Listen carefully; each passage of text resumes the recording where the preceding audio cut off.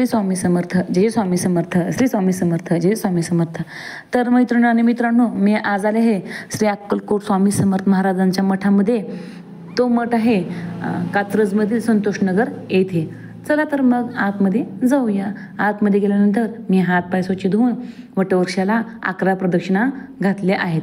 11 प्रदक्षिणा घालताना मी तर कोण स्वामी समर्थ महाराजांचा मंत्र कोण म्हणतो, कोण दत्त महाराजांचा मंत्र म्हणतात, पण मी तर श्रीपाद राजनम शरणम प्रपद्ये, दिगंबरा दिगंबरा श्रीपाद वल्लभ दिगंबरा, श्री स्वामी समर्थ महाराज की जय हा मंत्र कायमस्वरूपी म्हणते आणि 11 प्रदक्षिणा घालते। 11 प्रदक्षिणा घातल्यानंतर बघा किती भव्य दिव्य असा मोठा स्वामींचा मठ आहे। मला तर खूप आवडतो। मी माझ्या मोठा मुलगा अथर्व, छोटा मुलगा अंशू दोघांना पण मठामध्ये घेऊन येते, जिथे आम्हाला प्रसन्न वाटतं, छान वाटतं।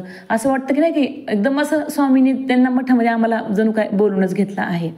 बघा आतमध्ये एंट्री केल्यानंतर किती छान, किती मनमोहक स्वामींचा फोटो आहे। तिथंच स्वामींना मी तर दरवेळेस जाते वेळेस स्वामींना कधी फरसाण नेते, कधी पेढे नेते, कधी केळी नेते आणि सोबत एक श्रीफळ आणि आपलं खडीसाखर घेऊन स्वामींना तेथे ठेवून स्वामींना मुजरा करते। तसंच मुजरा करून स्वामींना मनोभय आपल्या मनातलं सगळं काही सांगते। खाली वाकून पाहिलं तर खाली स्वामींचे छोटासा देवघर आहे आणि तिथे स्वामींच्या पाशांच्या पादुका आहेत आणि वरती स्वामींची अशी खूप सुंदर मनमोहक असा फोटो आहे।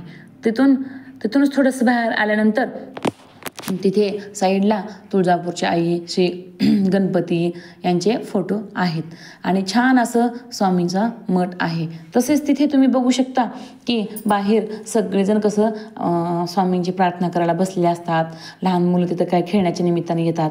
तसंच स्वामींच्याही मठात मी अथर्व अंशूला घेऊन जाते। आम्हाला पण सगळ्यांना प्रसन्न वाटतं आणि प्रसन्न वाटून मनाचं समाधानही वाटतं। तसेच तिथून बाहेर येते वेळेस एका काकांनी मला तिथल्या उदीची पुडी दिली। मला एवढं प्रसन्न वाटलं, छान वाटलं। तुम्ही पण नक्की या आणि या स्वामी महाराजांच्या मठाला भेट द्या। व्हिडिओ आवडला असेल तर लाईक करा, शेअर करा, सबस्क्राईब करा आणि कमेंट बॉक्समध्ये श्री स्वामी समर्थ यायला विसरू नका।